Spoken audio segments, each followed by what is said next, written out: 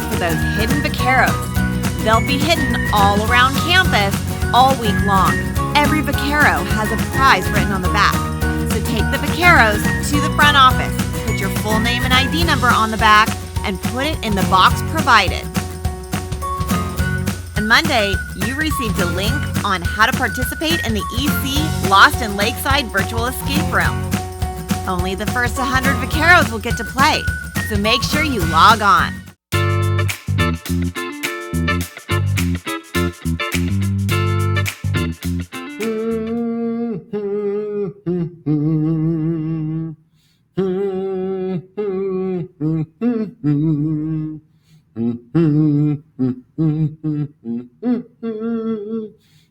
Lindo vienen bajando.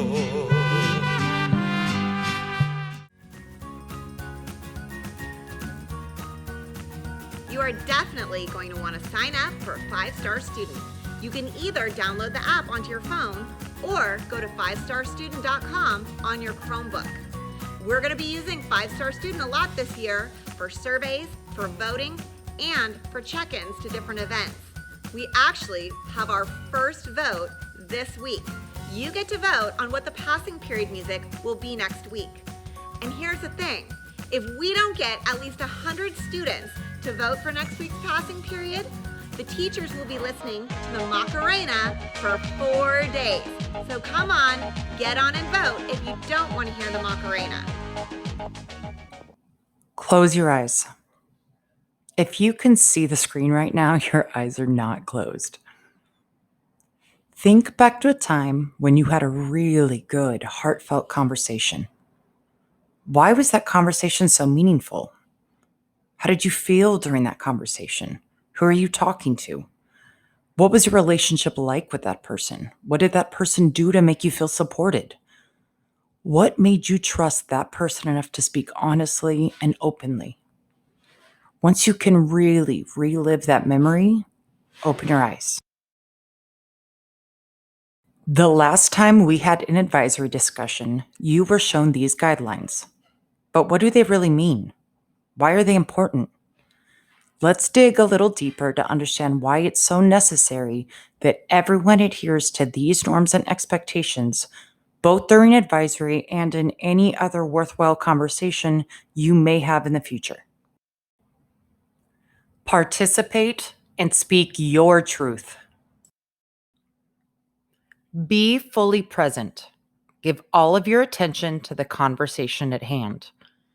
Really try to focus on what is being said by others and don't allow yourself to be distracted by outside responsibilities, thoughts, or stressors. Don't close yourself off. Be an active member in the conversation and really engage. Allow yourself to be vulnerable.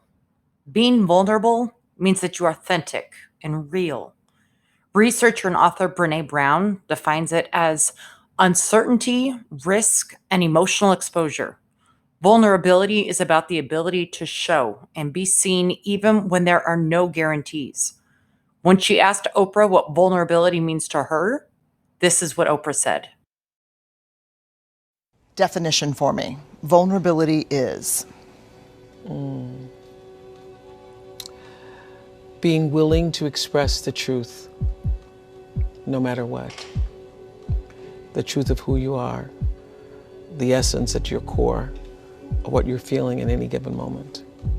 It's being able to open up your soul and let it flow so that other people can see their soul in yours. You might feel vulnerable when you express an unpopular opinion, try something new, ask for help, admit you're afraid, share a time when you have experienced failure, or express how you're feeling about something going on in your life. If we're being perfectly honest, being vulnerable can be very uncomfortable. It can feel scary or painful. It can feel like you've opened yourself up to being judged or hurt. Here's the problem, though. We can't truly make connections and grow as individuals if we're not vulnerable. Vulnerability is not a weakness. Vulnerability is a strength. Vulnerability is powerful. Brene Brown said that owning our story can be hard, but not nearly as difficult as spending our lives running from it. Embracing our vulnerabilities is risky, I agree, but not nearly as dangerous as giving up on love and belonging, intimacy and joy. Because our greatest moments and expressions in life often come after releasing our biggest insecurities. When we are brave enough to explore the darkness inside us, that's when we can discover the infinite power of our light. Vulnerability is power, and it creates so much freedom if we allow ourselves to open up and reveal ourselves to others. I've experienced so much freedom to fully be myself because I'm comfortable with my vulnerabilities.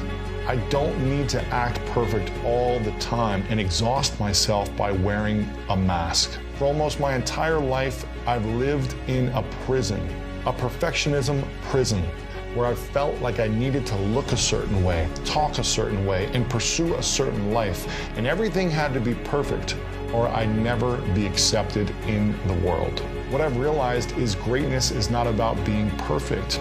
It's about being yourself and being okay with all of your beautiful imperfections.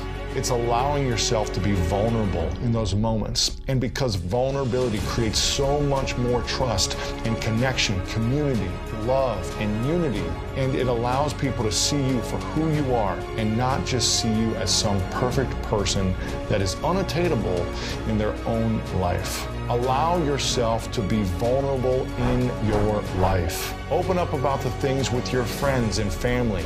Share the things that you're afraid of, the things that scare you. Putting yourself out there is scary, but being vulnerable is about facing the things that terrify you. Because life isn't about dancing when no one is watching. Life is about expressing yourself so others can dance with you. Listen with an open mind and without judgment. In order to do that, we need to practice empathy. Empathy is defined as the ability to understand and share the feelings of another. Researcher Teresa Wiseman says that there are 4 attributes of empathy. 1, see the world as others see it. Put your own personal issues and beliefs to the side for the time being and really see the situation through the eyes of the other person. 2, do not judge. Judging only serves to protect ourselves from any pain we may be feeling. It also takes away from the other person's experience, making the entire conversation pointless. 3, understand the other person's feelings. Even if you have not been in the same situation that the person is sharing with you, you have most likely experienced similar feelings. Use that to acknowledge what the other person is going through and connect on a deeper level.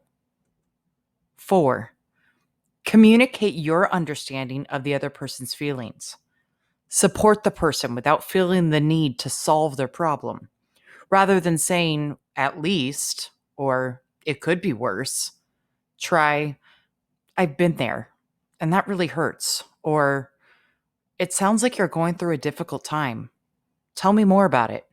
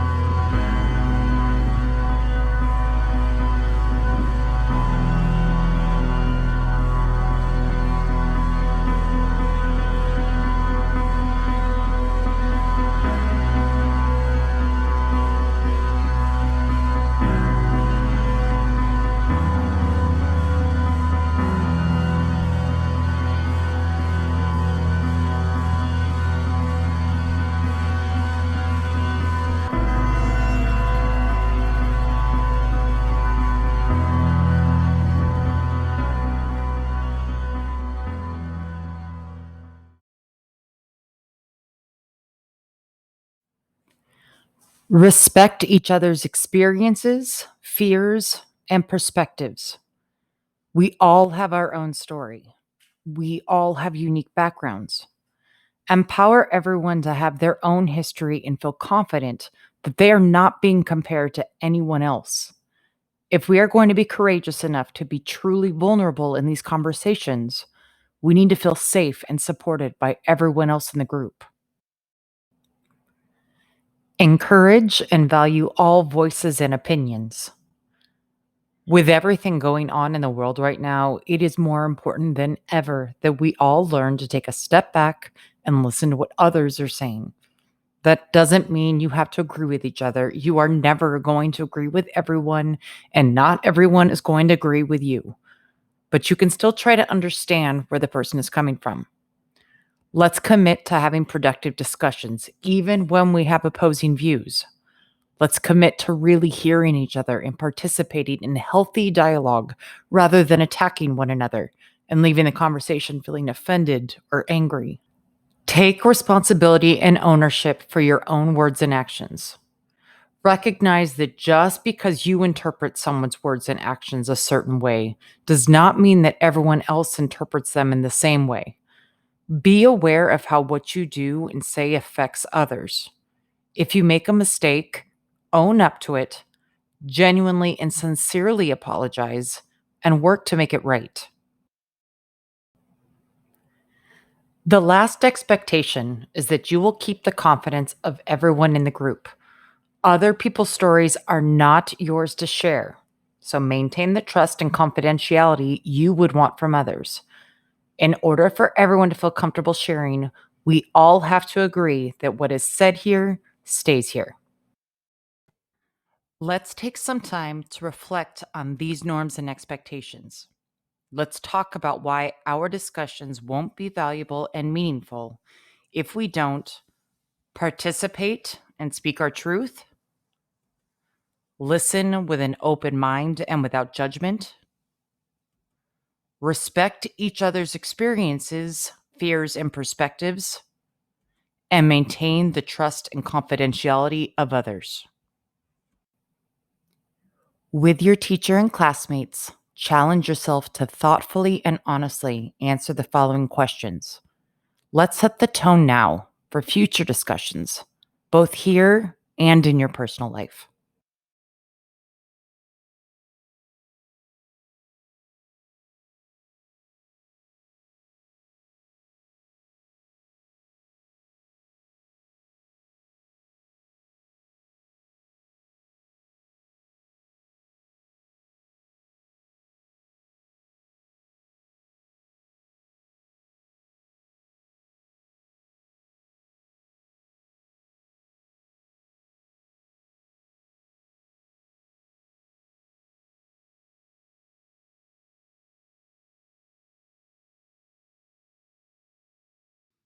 Teachers, please do not forget to pass out student ID cards today.